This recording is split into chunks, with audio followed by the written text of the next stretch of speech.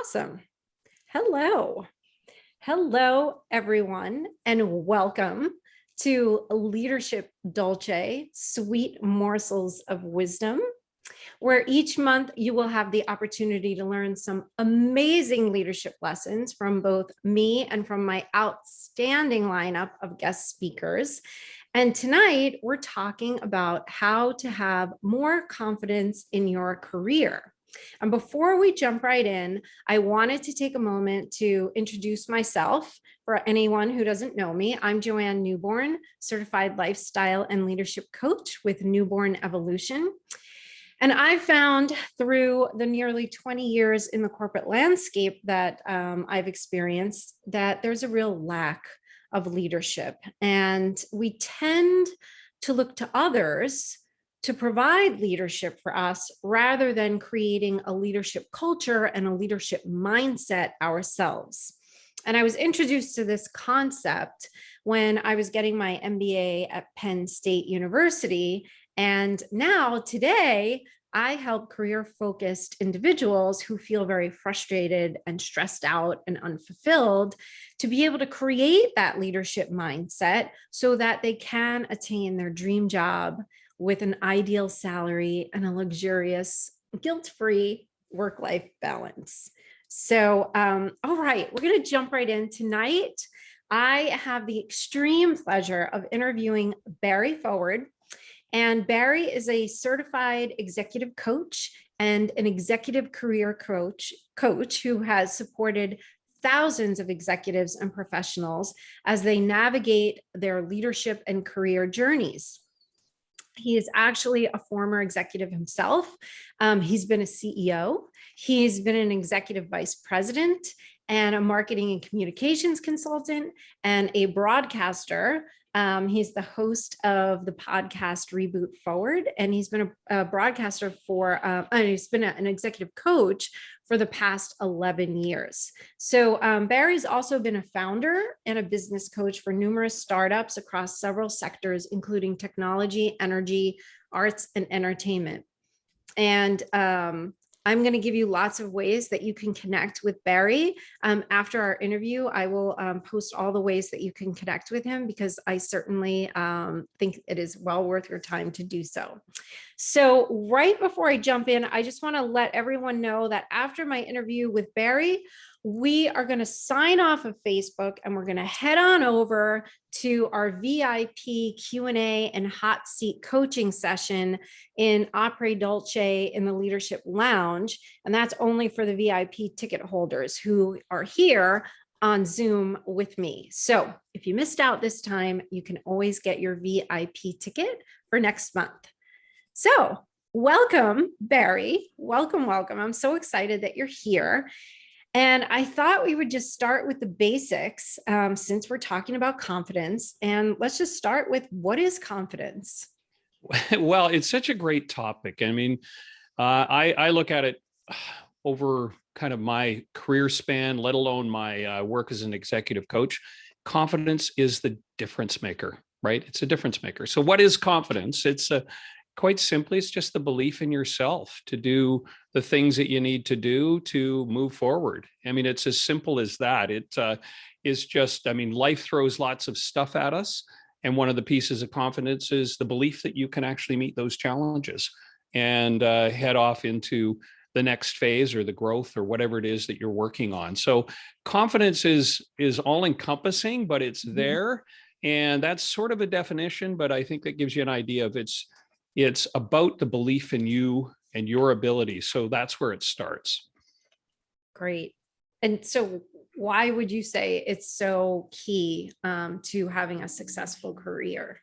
It's everything in growth. If you look at and I've done a lot of work with with all levels in organizations in terms of their career and their growth paths as they go through. And what I see is the people who get promoted, the people who get opportunities put in front of them, the people who get that tap on the shoulder that say, hey, come along with me. Those are the confident people, the confident, and the question is, how did they get that way, right? How did they get to be confident? But if you see it, I worked I did a project recently with senior execs with a global company that was all over the world. And I was talking to execs in China. I was talking to them in Germany, South America, across the States, Canada. And the one thing that stood out was their level of confidence, not arrogance, confidence. And is there something that like you just pick up on right away? Like when you say, oh, I know that that person's confident. You can feel it, right?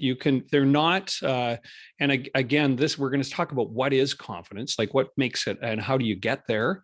But I would say that it's just something that they walk into a room. I like to equate it. There's this concept, you probably talked about it a lot, executive presence, this whole executive presence. When someone comes into the room, and in the old days, they used to describe it as what you look like and your gravitas and things like that. Well, part of that is really at play here. It's part of that, but it's more your ability to show up in a room and be you, right? And be confident, be willing to share ideas, be willing to put forward, be willing to have boundaries and say no, right? And stand your ground. There's a whole bunch of things on confidence, but it plays out. And I was back to this global organization. I saw them in every place, every part of the world. They were all in different, I would say, different cultures and things like that. They were working in different cultures, and it stood out. It was what brought them to that place in their career where they were, just a tap away from the CEO. And if we're at the beginning of our career, it's sometimes that's a difficult notion, because it's all a mystery and we're trying to make sense of it all. However, there's things we can do to build our confidence. And that's where I do a lot of my work was helping people get there. That's awesome. So yeah. So is it a learned skill? Is it something we can learn? Because not everybody, like you said, not everybody has confidence. Can they learn it? Absolutely. It is a learned skill. And I know you and I have talked about this before. We do have our life experience that brings us here. There's certain things that, we might have had a childhood that's a certain way, and or a first job experience that might have gone a certain way. That plays into it as well. I mean, a bit of that. However, we can shake that. We can get out of that. It's kind of putting things in place. And so the question is, what do you do? What do you do if you're saying, I'm not confident. I don't feel like I've got it all together here. What am I going to do? And I like to really peel it back to the basics. And it comes down to number one thing. What do you stand for? What is it all about, right? What are you about? And that comes down to, which you as a coach will probably do a lot of, what are your values, right? What do you know what they are? That's such a great point, because I think people sometimes are afraid to say in business what they stand for, right? They want to blend in, they want to be part of the crowd, they want to think like the other people on the team. And so to have an idea that you stand for something that might be different is a little bit scary if you're not confident. Well, here's the trick on that. And this is more like, I like to use it with a job interview. You go to a job interview, and if any of us have been on the other side of a job interview, what is it we're trying to find out about the person? And I will say this simply, who they really are, right? That's what we want to know, right? So we often go to interviews and we think, oh, we should be something else. I've got to be I'm not quite that. I'm not this, I'm not that. When ultimately they just want to see us in all our glory and who we are. So if we don't know what that is and who we are, what we stand for, our values, what we're willing to fight for. I was describing it to a client today. What are you willing to go to bat for? It's really, really hard to walk into a room and have what we'll call that air of executive presence, because we don't think we're worthy. Yeah.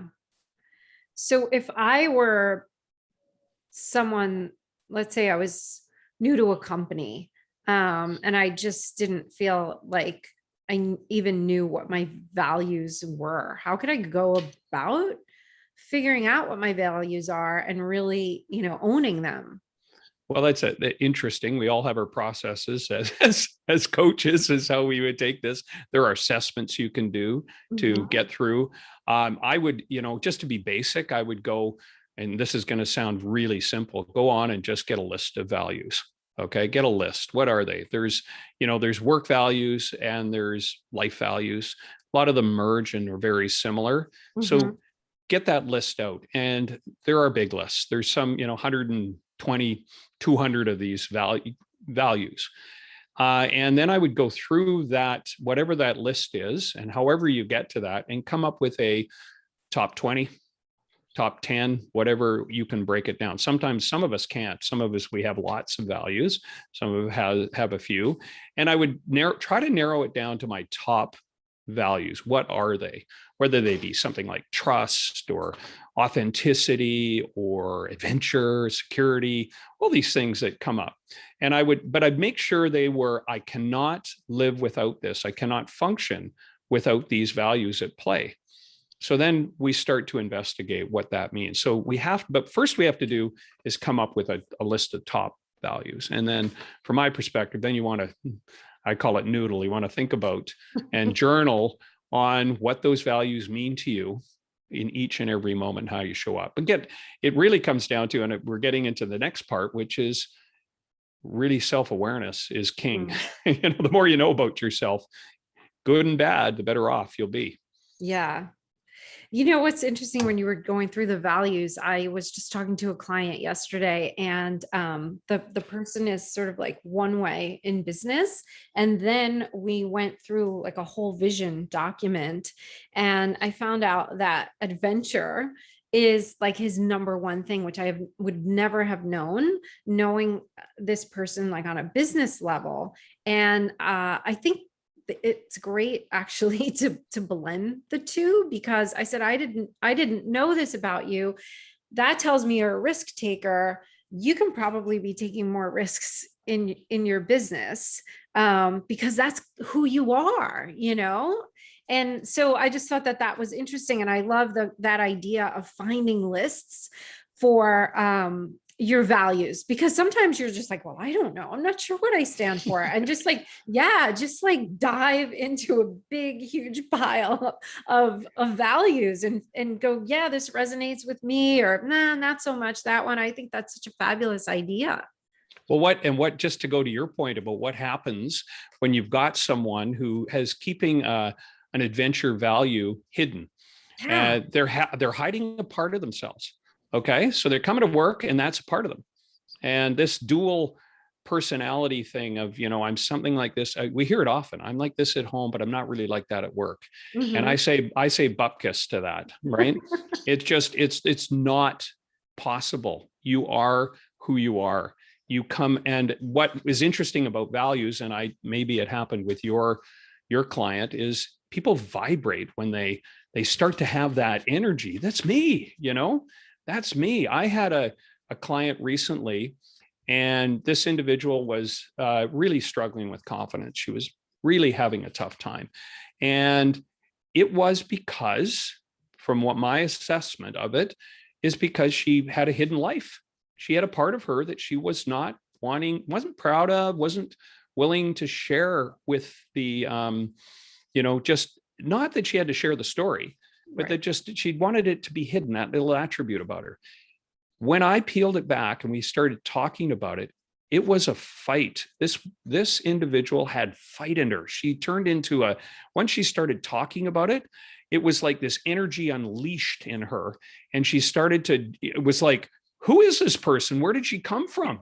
She's amazing, right? Yeah. And it's not, it was a really difficult story that she was talking about. She doesn't have to share that with everyone, but she has to figure out capture that whatever that is, that little bit to bring to the table, because that's part of her.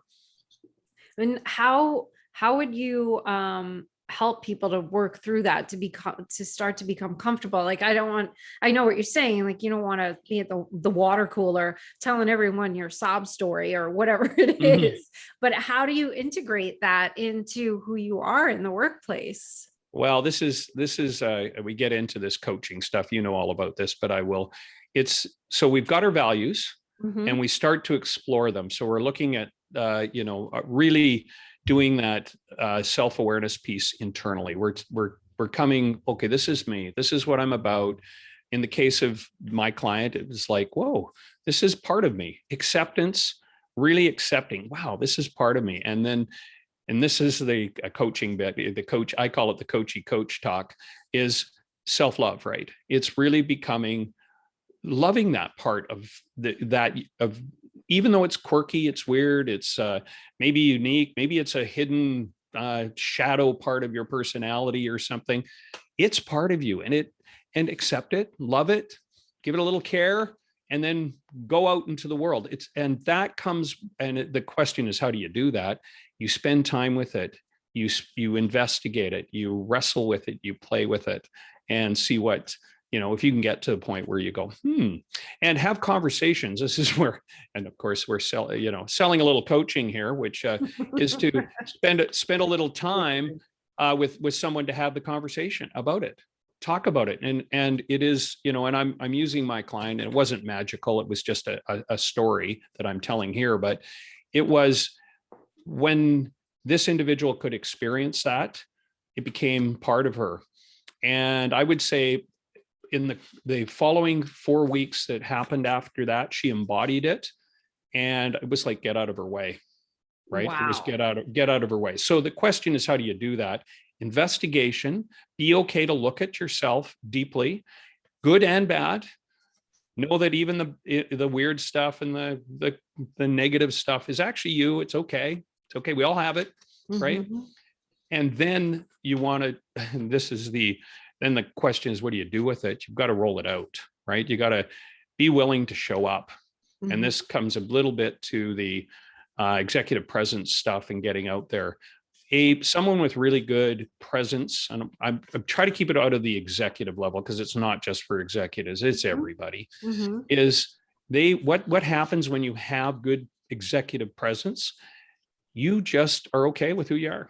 You come into the room and here you are. You're confident. Your confidence will come because you don't have you're not making any errors you're not ashamed of who you are. You're just, hey, this is who you got, right? And you bring it. And that allows you to step into your leadership, step into all the things that you need to without worrying about whether you're sizing up for the people in the room. That's great. Someone told me a really funny story once that their friend got this new job, and it was his first day of the job, and they were like, I think it was his roommate or something, and he's like, hey, you're gonna be late for your first day of work. And he goes, oh, I know. He said, I'm just, managing their expectations of what I'm like. And then he's the kind of guy that was going to show up 15 minutes late, and he wanted them to know that. Yeah. And I think we've got to show part of presence, executive presence, is this other part is empathy with the people in the room, understanding what the room's about, right? Understanding where it's not only just bowling over people, right? Just to peel it back a little bit, because people say this is pretty, I say this is big stuff. You got to kind of self-love. You got to open the door. What are some of the practical things that you can do, right, to boost your confidence when you're kind of in the moment, right? And you're at work, right? And there's lots of little things that you can do at work as a leader in your career, in your life, really. This is going to sound simple. It's this, I call it self-deprecating humor. When we throw ourselves under the bus all the time and we think it's funny, hey, oh yeah, I'm not very good at that. Or, it's typical of Barry, whatever. Right. And I was working with a coach many years ago, and she said to me, he goes, Barry, stop that. Stop that. Right. Stop that negative, that kind of self-deprecating humor. Don't be your worst critic, your own person bringing you down at work, and think about it. Say, hey, what can I do to put myself out there and know that I'm worthy? So try it out, test it out. Along the negative stuff is negative self-talk too. Just the negative stuff that goes on, in our brain too, is like, make sure you give your chance to be successful and stuff, and not to say, no, I can't do that. I will. To watch yourself, avoid that negative self-talk. And then there's a whole bunch of other things you can do, but I'll leave it there for now. I was going to ask you, where is that fine line between confidence and arrogance? Like maybe that guy who was 15 minutes late for work is more arrogant than confident. Like, how do we balance that out if we're trying to build our confidence and learn that skill? Well, the buzzwords are emotional IQ. Okay. It's really, and in self-awareness, one of the pieces of self-awareness, there are two parts to it. There's the internal, what we've been talking about, a little self-reflection on what's going on, what am I about, what are my strengths, what are my weaknesses, all the things that we're about, the beautiful stuff that's there. And then there's the other part of self-awareness, which is how does the world see me, right? How do I impact the world? What am I, when I walk into a room, do I have a look and I see that Joanne's over there and I go, I wonder what's going on in her world today, as opposed to and so to answer your question, what's the difference between confidence and arrogance? I think arrogance is disregard for others. It's as simple as that. We do have an impact on others. Our presence has an impact. We can benefit others. Do we know what's going on? Or are we so self-absorbed that we can't see that? And that to me is arrogance. You're not seeing what you're doing to other people. Okay, great. Any other tips? And before we wrap it up, because I don't want to wrap it up yet, I've got a bunch of people on Facebook Live. I can see them. So I want to ask if anyone has questions, you can put them in the comments, because if you're not in the VIP lounge, this will be your chance to ask your questions. So if I'll just keep an eye out in the comments section. And then, so go ahead. I'm sorry. Oh, no, you were just saying what else? Because there's a lot you can do to build your confidence. And one, just in the moment, one is, focus on your strengths, right? And this sounds simple. Focus on what you do well. I like it. I do a lot of interview training, helping people work through interviews, and people say, oh, they're going to ask me about this. They're going to ask me about that stuff that they don't have, right? Focus on what your strengths are. What do you bring to the table? When it comes to career growth, one of the recommendations I have someone right now start it is to have a book or a file on your desktop where you can keep your book of wins, and you just keep a log of all the great things that you've done, right? Whether they be career-wise or just a good little note and smile that you had someone in your office get from you being in the room, right? And keep a record of that. So you celebrate this book of wins, you keep it and you look at it, because that's what's important. Not what you can't do, but what you can do. Oh, you've inspired me. I think I'm going to keep a book of wins, because I do celebrate wins and I do several different things to do that, but I'm not keeping a log. I think I'll keep a log of my wins, even tiny ones. Like you said, even, you get a compliment, someone says you did a good job. We tend to just brush over that kind of stuff. And then, we're like, on to the next. And we never take the time to feel the joy. So thank you. I love that.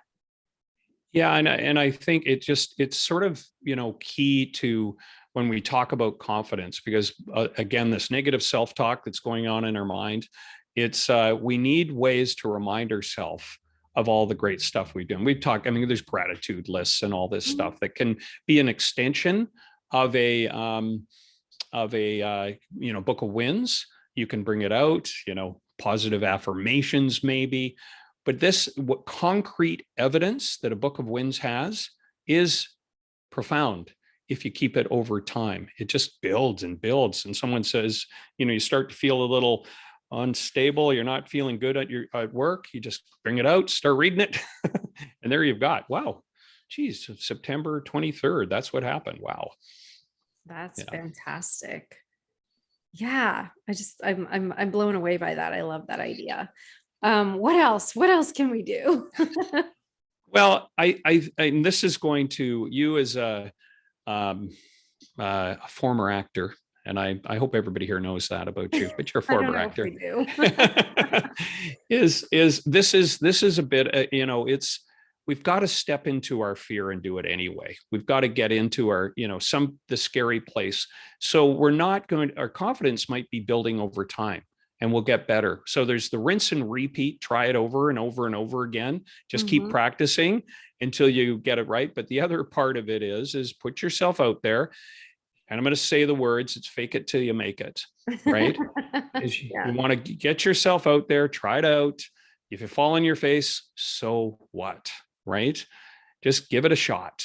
And we often just, especially, I mean, you and I talked about people pleasing a while ago, and that is one of the things we do is we don't go, we don't move, right? And it's that movement into action that if you look at someone who is, I'm going to say an executive presence person, they just keep on moving. Mm. They're not afraid to move and do the things that are needed in their career.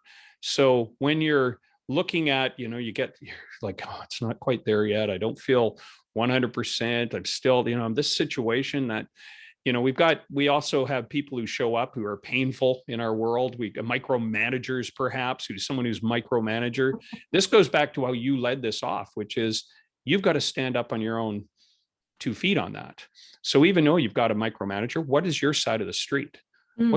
What can you do to stand up? Anyway, I digress. There's so much to talk about here. I love You this said topic. that so nicely, a micromanager. I don't think I used that word, but that's a very polite way of putting it. But often we want to find, in confidence, we want to look for external ways that's, this is the reason I'm not confident. It's that reason. These are all, we're looking, playing the blame game a little bit. And yeah, I'm not denying that there aren't those micromanagers, we'll call them, those painful individuals out there. They exist everywhere. That doesn't mean we have to be react to it the way we do. We can choose to say, okay, this is a lesson. How are we going to react to them? What am I going to do? To get Yeah. around this situation. What can I contribute in spite of it all? How am I going to give to this community, this person, even though, hey, they're driving me crazy? Yeah. And you made a great point about like a lot of times we'll blame the outside. We think that it's coming from the outside. But if you don't have that confidence, most of it's probably coming from the inside. And then the outside factors are going to affect you even more. Well, this judging others and judging is, I would say for myself anyway, I always call it, I'm 95% accurate on this. When I see myself judging someone else, I go, okay, Barry, time to look inward, time to take a look at what Yeah. is that? What is that saying about you and your situation right now? Yeah. Yeah. I caught myself doing that. There was a guest speaker and she was a very well-known coach, and I was completely judging her. I was judging the way she looked, and I just this inner voice was like, oh, I bet she's probably like skinny as all hell, and it's probably not natural, and she's probably like not eating healthy, and da, da, da, da. Come to find out, I googled her after. She actually had like a health food company. And so I caught myself though. I said, Joanne, stop judging her, just listen, learn from her. It's just so funny how our mind feels, we feel so threatened, and we just go after them in our own mind. Well, it's kind of like we get into this place in our brain where we start to think about someone. We're thinking in our brain, they're talking. So this is we're getting a little into the executive presence thing out of confidence a bit, but it's a player. It plays a part. Is in one of the superpowers of people with good executive presence is listening, right? And how do you listen really well? How do you listen really well? You're totally present, Mm. right? You're not thinking about the other, judging the other person, saying, "Oh, Barry's hair is out of a little bit of alignment." As he's talking, right? Yeah. And if we can be listening, that is an amazing place because it shows that we're to ourselves that we're present. for the other person. And we're going to get so much out of it. Yeah, that's great. All right. Well, before we're kind of getting to the point where we're going to wrap it up here on Facebook, I don't see any questions coming in from anyone. Is there anything else that you'd like to add before we move over to our VIP lounge? I would just like to end for anyone who is thinking about confidence. It's this whole premise that you can work on it. It is not something that someone was gifted, they were anointed when they were born, they had confidence. It's a learned skill, end stop. And it is something you can develop. You just have to, you look at, spend some time, get to know yourself as best you can, deep as you can, keep working, and then take yourself out there, because proof will be in the pudding. Once you take out and you realize that, hey, I actually showed up at that meeting. That's pretty good. Get a book of wins going. You'll see that you have lots of them. Awesome. That's great. I'm gonna thank you here on Facebook, but we're not letting you go yet. And before I go, I just want to tell everyone out there on Facebook that the next Leadership Lounge, Sweet Morsels of Wisdom, is going to be on May 20th. That's a Thursday. I'm moving it to lunch hour at 12:30, and I'll be interviewing Don Corey. He's a PhD. He's a speaker, an author, and an executive coach, with a proven track record of coaching leaders and high potential employees to attain maximum productivity. So we're going to talk about how you go from feeling completely overwhelmed to being purposefully productive. So keep an eye out for that on May 20th. And if you've got your VIP ticket, we're going to head on over to the lounge now. And thank you all for being here. And I will see you next month. And thank you, Barry. Thank you. All right. I think I have